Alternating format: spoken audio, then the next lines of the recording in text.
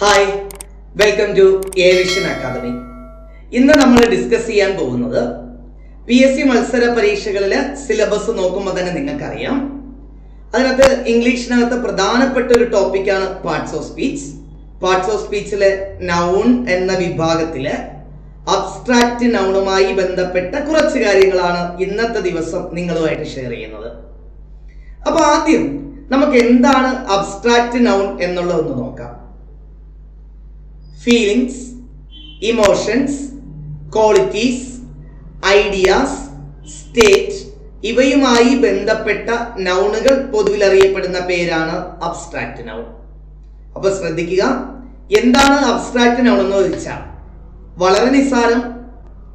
Feelings, emotions, qualities, ideas, state ഇവയുമായി ബന്ധപ്പെട്ട പേരുകൾ അറിയപ്പെടുന്നതാണ് അബ്സ്ട്രാക്റ്റ് നൗൺ എന്ന്.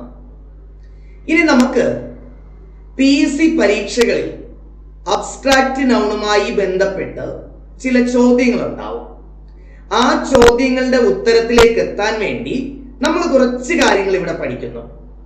അതിൽ ആദ്യം നമ്മൾ പഠിക്കാൻ പോണത് വെർബുകളിൽ നിന്നും രൂപം കൊള്ളുന്ന ചില അബ്സ്ട്രാക്റ്റ് നൗണുകളുണ്ട്.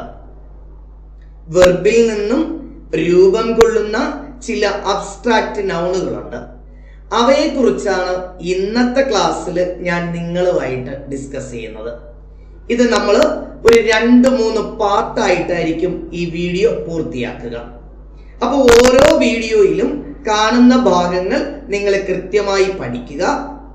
ക്ലാസ്സുകൾ ഇഷ്ടപ്പെടുന്നുവെങ്കിൽ തീർച്ചയായിട്ടും നിങ്ങളുടെ വിലയേറിയ അഭിപ്രായങ്ങൾ കമന്റായി രേഖപ്പെടുത്തുക. ചാനൽ ഒന്ന് സബ്സ്ക്രൈബ് ചെയ്ത് കൂടെ ചേർന്നോളൂ. ഓക്കെ, അപ്പൊ നമുക്ക് വെർബുകളിൽ നിന്ന് രൂപം കൊള്ളുന്ന ചില അബ്സ്ട്രാക്റ്റ് നൗണുകളെ കുറിച്ചൊന്ന് പരിചയപ്പെടാം. ഓക്കെ, അപ്പൊ അതില് ആദ്യം നമ്മൾ പഠിക്കാൻ പോകുന്നു. വളരെ വളരെ ശ്രദ്ധയോടുകൂടി കൃത്യമായി പഠിച്ചാൽ ഈ ഭാഗത്ത് നിന്നുള്ള ചോദ്യങ്ങളിൽ വളരെ ഈസിയായി തന്നെ ഉത്തരത്തിലെത്താൻ നിങ്ങൾക്ക് സാധിക്കും. നോക്കുക, ആക്ട്. ആക്ട് എന്നത് ഒരു വെർബാണ്. എല്ലാവർക്കും കേട്ട് പരിചയമുള്ളതായിരിക്കും ഈ ഒരു വാക്ക്. ആക്ട് എന്ന വാക്കിൽ നിന്നും ഒരു നൗൺ രൂപം കൊള്ളുന്നു. ആ നൗൺ ഒരു അബ്സ്ട്രാക്റ്റ് നൗണിന് ഉദാഹരണം കൂടിയാണ്. ആ നൗൺ അറിയപ്പെടുന്നത് ആക്ഷൻ എന്നാണ്. അപ്പോ ആക്ട് എന്ന വെർബിൽ നിന്നും രൂപം കൊള്ളുന്ന ഒരു അബ്സ്ട്രാക്റ്റ് നൗണാണ് ആക്ഷൻ എന്നുള്ളത്.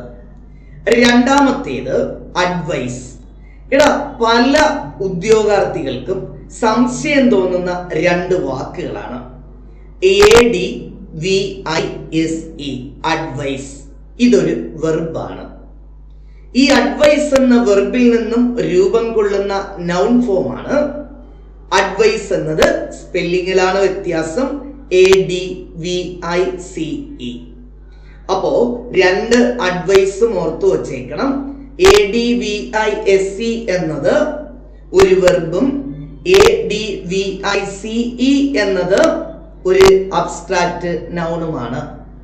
മൂന്നാമത്തെ വാക്ക് ഓർത്തു വച്ചേക്കുക, ബിലീവ്. അപ്പൊ ബിലീവ് എന്ന വാക്ക് ഒരു വെർബാണെങ്കിൽ ആ വെർബിൽ നിന്നും രൂപം കൊള്ളുന്ന അബ്സ്ട്രാക്റ്റ് നൗൺ എന്ന് പറയുന്നത് ബിലീഫ് എന്നുള്ളതാണ്. അപ്പോ ബിലീവ് എന്ന വെർബിൽ നിന്നും രൂപം കൊള്ളുന്ന അബ്സ്ട്രാക്റ്റ് നൗണാണ് ബിലീഫ് എന്നുള്ളത്. ചൂസ് എന്ന വെർബിൽ നിന്നും, അപ്പൊ ചൂസ് ഓർക്കണം, ചൂസ് എന്നത് വെർബാണ്.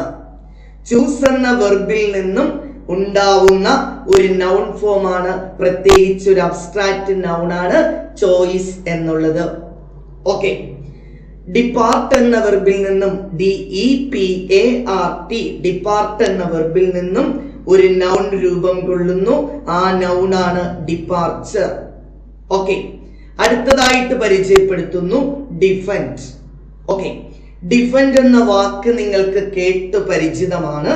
അപ്പോൾ ഡിഫെൻഡ് എന്ന വാക്കിൽ നിന്നും ഒരു നൗൺ രൂപം കൊള്ളുന്നു. ആ നൗൺ ഒരു അബ്സ്ട്രാക്റ്റ് നൗണിന് ഉദാഹരണമാണ്.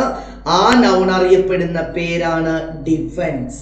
ഓക്കെ, അപ്പൊ നമ്മൾ ആദ്യം പഠിച്ചത് ആക്ട് എന്ന വെർബിൽ നിന്നും ആക്ഷൻ എന്ന നൗൺ രൂപം കൊള്ളുന്നു.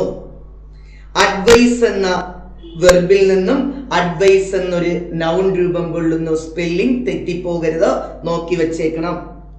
ബിലീവ് എന്ന വെർബിൽ നിന്നും ബിലീഫ് എന്നൊരു നൗൺ കിട്ടുന്നു. ചൂസ് എന്ന വെർബിൽ നിന്നും ചോയ്സ് എന്നൊരു നൗൺ കിട്ടുന്നു. ഡിപ്പാർട്ട് എന്ന വെർബിൽ നിന്നും ഡിപ്പാർച്ചർ എന്നൊരു നൗൺ കിട്ടുന്നു. ഡിഫെൻഡ് എന്ന വെർബിൽ നിന്നും ഡിഫൻസ് എന്നൊരു നൗൺ കിട്ടുന്നു. ഈ പറഞ്ഞ നൗണുകളെല്ലാം അബ്സ്ട്രാക്റ്റ് നൗണിന് ഉദാഹരണങ്ങളാണ്. ഇതുപോലുള്ള കുഞ്ഞു കുഞ്ഞു അറിവുകളുമായി നമ്മൾ മറ്റൊരു വീഡിയോയിൽ കണ്ടുമുട്ടും. Okay, thank you.